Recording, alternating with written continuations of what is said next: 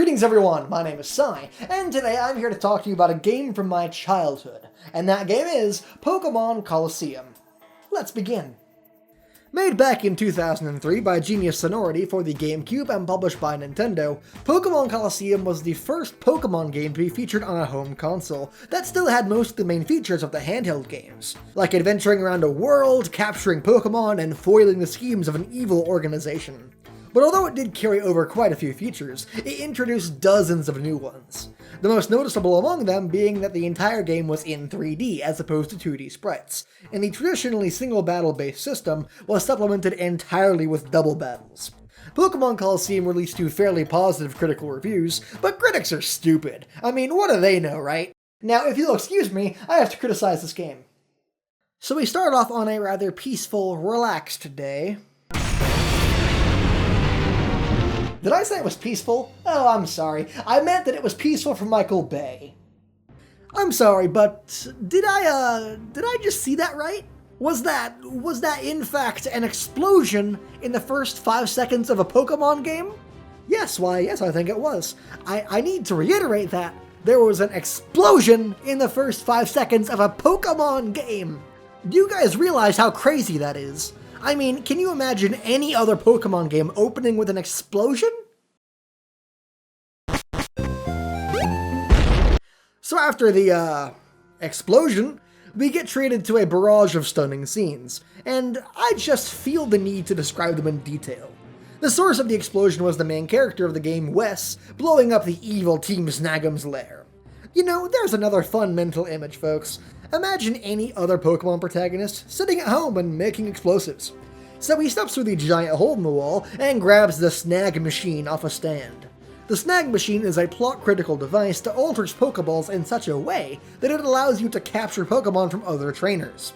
So Wes grabs the Snag Machine, runs back to his badass hover bike, which I guess just exists in the Pokemon universe now, and makes a high-speed escape, while the rest of Team Snag'em fail to follow him on foot. Then, to add insult to injury, he activates another explosive and proceeds to turn their hideout into glorified sawdust, as he rides off at high speed into the distance. And the award for most holy shit that was awesome opening goes to... that! Seriously, that cutscene might be one of the single coolest things I've ever seen in my entire life. You may think I'm overreacting, but in the span of a minute, we've had explosions, possible manslaughter, armed robbery, reckless endangerment, and a high-speed escape. Welcome to Grand Theft Pokemon, ladies and gentlemen. So after reenacting Mad Max, Wes drives to Phoenix City, where he quickly rescues a girl named Drury from a bunch of Team Cypher thugs. That's right, there's actually two gangs of bad guys in this game. You see, she was kidnapped because she has the ability to see the black aura of a shadow Pokemon.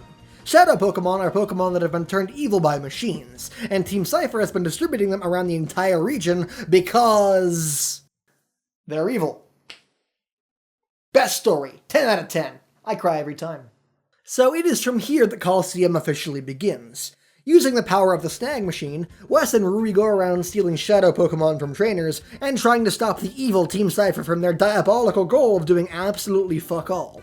So by now, you'll have noticed that Colosseum is nothing like any other Pokemon game.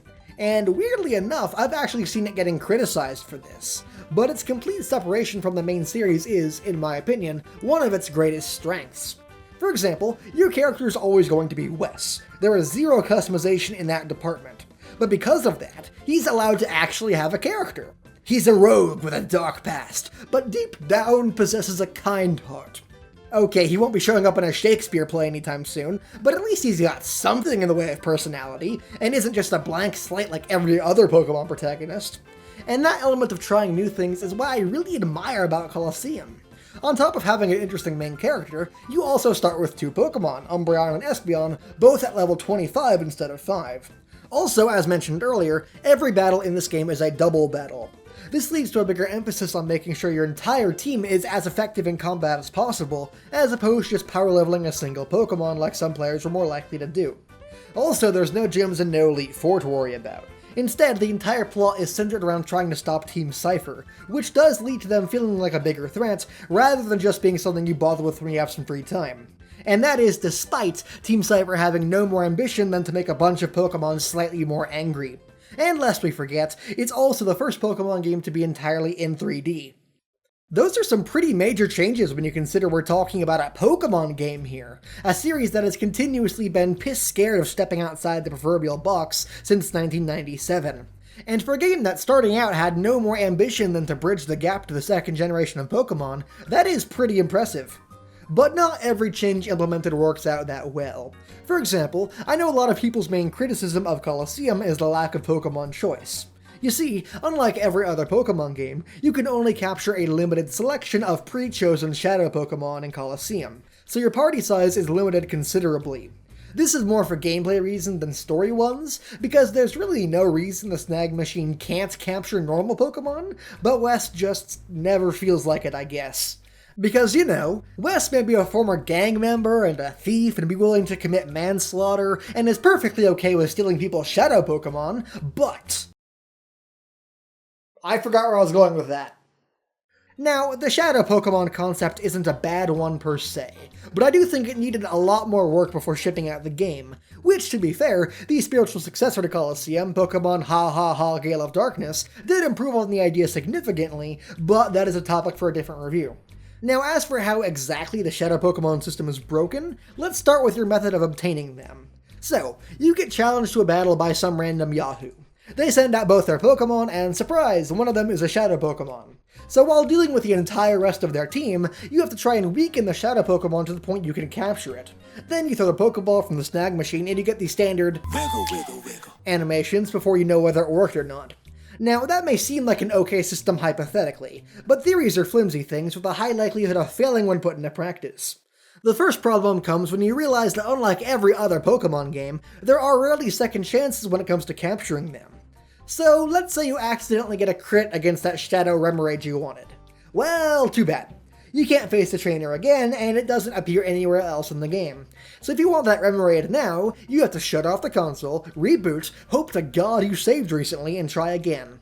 And because you can only save from PCs inside Pokemon Centers, that could be anywhere from 5 minutes to an hour of playtime lost, and that you now have to redo just for a chance at capturing it again. Thankfully, there are a few Pokemon you get a second chance to capture later in the game, but which ones that applies to are completely arbitrary. Also not helping is that by the time you get that second chance, you'll almost be at the end of the game with a bunch of level 50s, and that level 20 Remoraid no longer even remotely has a shot at being useful. Problem number 2. Shadow Rush. Shadow Rush is the one move that all Shadow Pokemon know by default. It is a very powerful move with a base damage of 90 and 0 weaknesses against type, which seems fantastic at first, but it's brought down by the fact that it does recoil damage. So here's the scenario. You're trying to weaken a Pokemon enough to capture it, but according to Asshole's Law, if the Shadow Pokemon would die from using Shadow Rush, it will use Shadow Rush 100% of the time, in a remarkable display of a lack of survival instincts akin to that of dodo birds. And then you know what that means. Shut down console, reboot, spend 30 minutes battling your way back to the fight, watch as the Pokemon dies again from an accidental critical hit, and then you throw the fucking controller into outer space. Who thought this was a good idea and why? It is a mechanic that only exists to be frustrating. All it does is lengthen the time you spend playing by forcing you to redo a ton of content, and considering that my final playthrough clocked in at 16 hours, which is already pretty short when you compare it to the average 40+ hour campaigns of the handheld games, is absolutely pathetic. Also, speaking of dragging content out, of the 16 hours I spent playing, approximately 90% of that time was spent in battles. Now that makes sense for a Pokemon game, right? But really, the game doesn't have anywhere near enough battles for it to take that long to beat. The main reason it did take me as long as it did is because of the attack animations. The best way I can describe it is thus.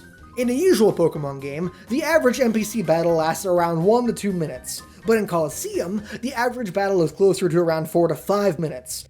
I swear, whoever programmed the battles in this game was way too caught up on the idea of making them look cinematic.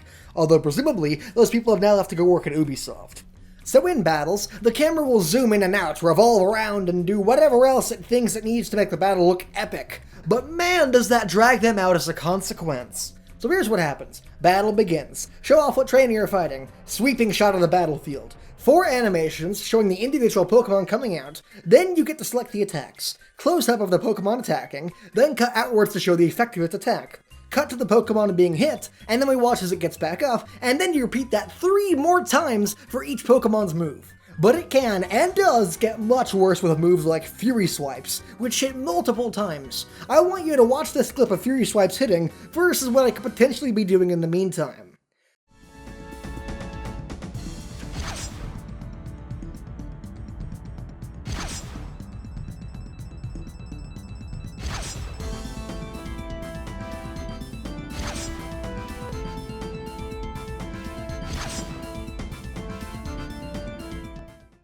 I think you guys can see why the battles in this game take as long as they do now. The epitome of this problem is the Mirror B fight, because he uses not 1, not 2, not 3, but 4 Ludicolo. And because you don't have any decent flying type Pokemon by this point, you have nothing to effectively bring them down with.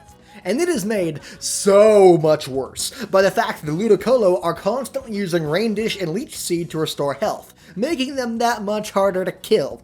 So it's an endless cycle of attacking and healing and attacking and healing and attacking and healing and attacking and healing, and how? How do I fucking beat these fucking Ludicolo?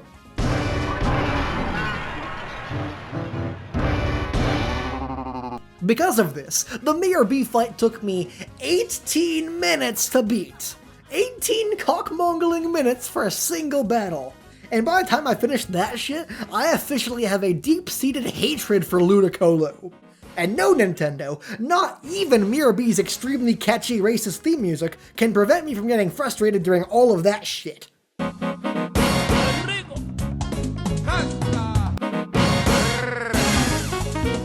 Speaking of that though, I will say the music in Pokemon Coliseum is absolutely incredible.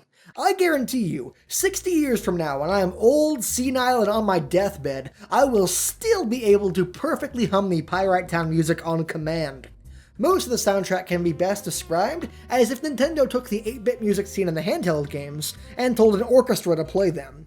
So there's a very heavy techno bent, but with an emphasis on electric pianos and brass instruments like saxophones to give it a very funky sound as well. It's a style that sounds very weird conceptually, but ends up working out fantastically, and it fits right into the odd style and setting of Colosseum. And speaking of the world of Colosseum, I do think the setting is one of my favorite things about the game. Like, take Wes's weird sorta halfway hoverbike thing. You'd never see that in any of the handheld games, but it kinda does end up working in the context of Colosseum. I would also like to draw attention to the environment design of the game, because despite taking place in a desert, the game still manages to work in a ton of bright colors and different settings, and some of the levels in this game are just dripping with creativity. My mind goes specifically to the Under, an entire criminal city beneath a normal town, with light pouring in from the canyon above. That idea was amazing to 7-year-old me, and it's still pretty impressive today. But here's the thing. According to my totally 100% correct calculations, for every one thing Colosseum does right, it does about 2 things wrong. Yeah, the world and environments are nice, but it hardly matters when you spend 90% of your time in battles watching the same few animations loop repeatedly, and catchy music hardly compensates for all the little gameplay frustrations. But despite that, and perhaps even because of that, Pokemon Colosseum is my favorite Pokemon game. Okay, so I like Pokemon. Heck, I love Pokemon. Pokemon was one of my very first video games. Pokemon Crystal taught me how to read back when I was 6. I've spent countless hours playing them. It's probably made one of the greatest impacts that any one franchise has made on my life. But guys, this series is deathly allergic to the concept of change. You can play the original Red and Blue alongside Omega Ruby and Alpha Sapphire, and aside from graphical improvements, very little has changed gameplay-wise since then. And the original 2 games came out almost 20 goddamn years ago.